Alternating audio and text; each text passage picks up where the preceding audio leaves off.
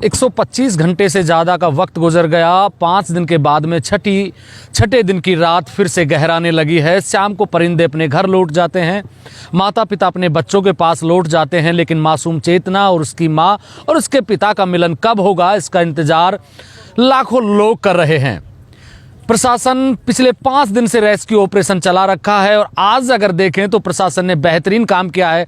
नेता भी अब समय देने लगे हैं, पूरी मॉनिटरिंग करने लगे हैं। कोटपुतली विधायक हंसराज पटेल यहां सुबह से मौके पर मौजूद रहे।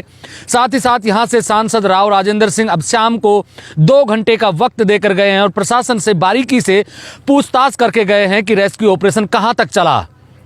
लेकिन अहम सवाल यही है, फिर से मैं पूछ लेता हूं कि अगर यही प्रशासन, यही नेता अगर समय पर आकर बच्ची का जो रेस्क्यू ऑपरेशन के लिए जो टीम और जो मशीनें 2 दिन बाद मंगवाई गई थी, अगर वो पहले मंगवा ली जाती तो मासूम चेतना और उसकी मां का मिलन अब से पहले हो गया होता, दोनों खुशहाल होते। लेकिन जैसे जैसे समय गुजर रहा है सबकी धड़कनें तेज होती जा रही है और प्रशासन पर भी लगातार दबाव बढ़ता जा रहा है कि आखिर ये रेस्क्यू ऑपरेशन कब तक चलेगा। सवाल फिर से वही है कि क्या मासूम चेतना को बचाने के लिए बेहतरीन तकनीक, बेहतरीन मशीनें और अच्छी टीम काम कर रही है? अगर काम कर रही है तो फिर 125 घंटे से ज़्यादा का वक्त क्यों लग रहा है? क्योंकि ऐसा लग रहा है कि ये सबसे लंबा रेस्क्यू ऑपरेशन चल रहा है। राजस्थान के लिहाज से देखें तो इससे पहले जितने भी रेस्क्यू ऑपरेशन चले हैं उन सब का रिकॉर्ड तोड़ दिया है और रिकॉर्ड तोड़ने के साथ सरकार के चेहरे पर एक बदनुमा दाग लग रहा है।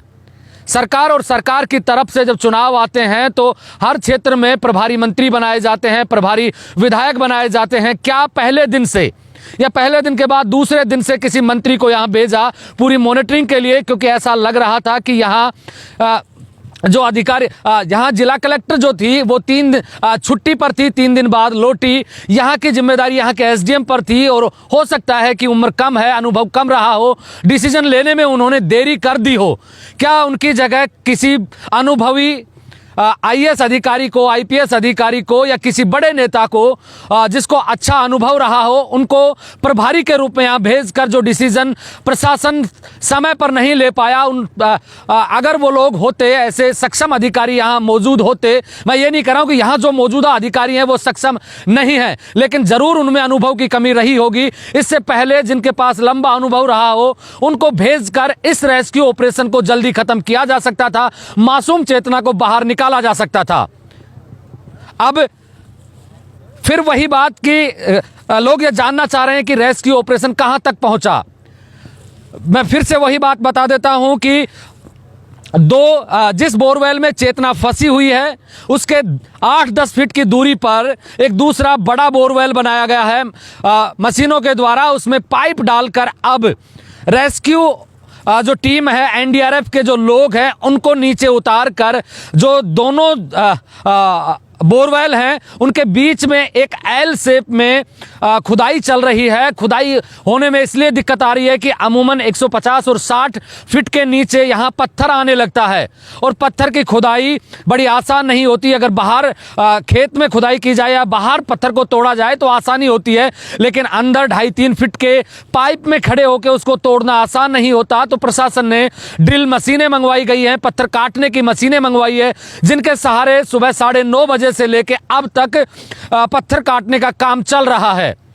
जैसे ही वो पत्थर कट जाएगा और दोनों बोरवेल के बीच की दूरी खत्म हो जाएगी, उसके बाद में चेतना को थोड़ा सा नीचे उतारा जाएगा, क्योंकि जिस बोरवेल में कटाई का काम चल रहा है, जिस बोरवेल में एनडीआरएफ की टीम के सदस्य काम कर रहे हैं, उस बोरवेल की गहराई ज़्यादा है।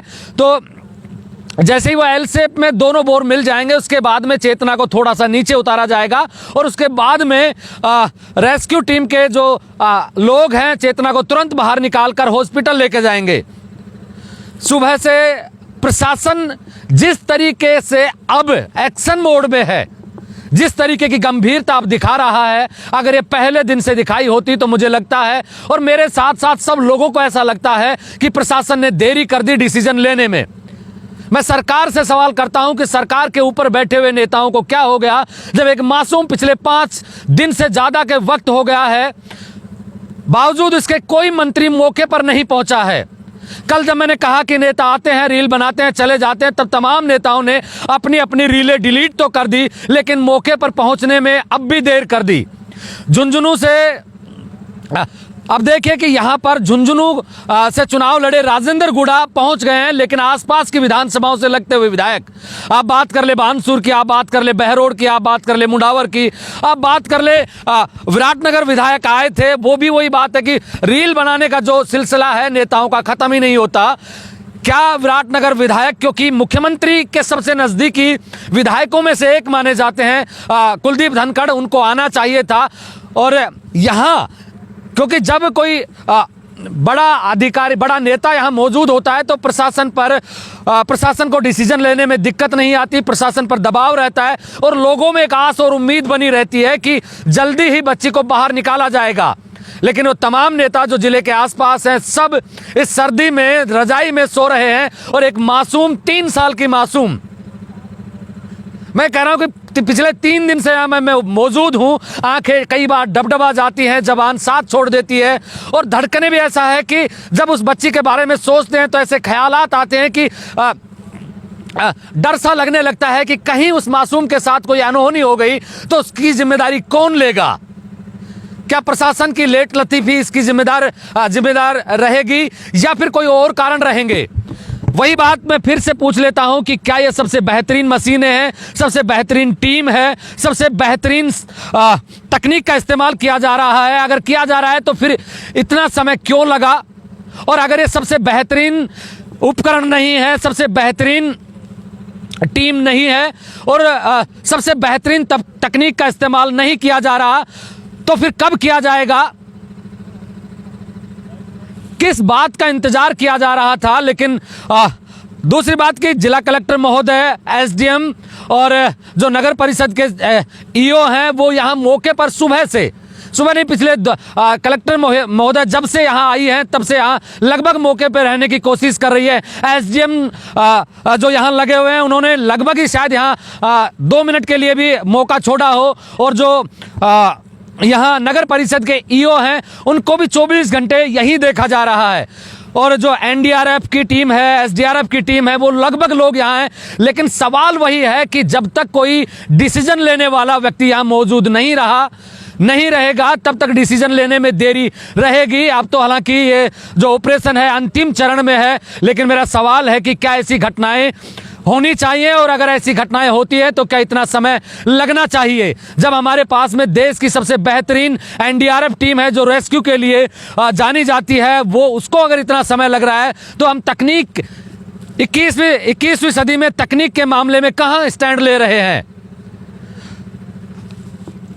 दुआ कर रहे हैं कि मासूम चेतना जल्दी ही उस बोरवेल से बाहर आएगी। हम सबकी दुआएं हैं, यहाँ बैठे हुए प्रशासन की दुआएं हैं, सबकी उम्मीदें हैं कि वो सकुशल वापस लौटेंगी और जितने भी लोग यहाँ काम कर रहे हैं उनके चेहरे पर एक मुस्कान आएगी जब वो लौट के आएगी। ये नहीं कहा जा सकता कि कब आएगी, लेकिन उम्मीद करते हैं कि जल्दी वो हम सब के बीच में होंगी। आप मेरे साथ देख रहे हैं ब्लैक एंड व्हाइट सच। मैं महेंद्र यादव, जय हिंद, जय भारत।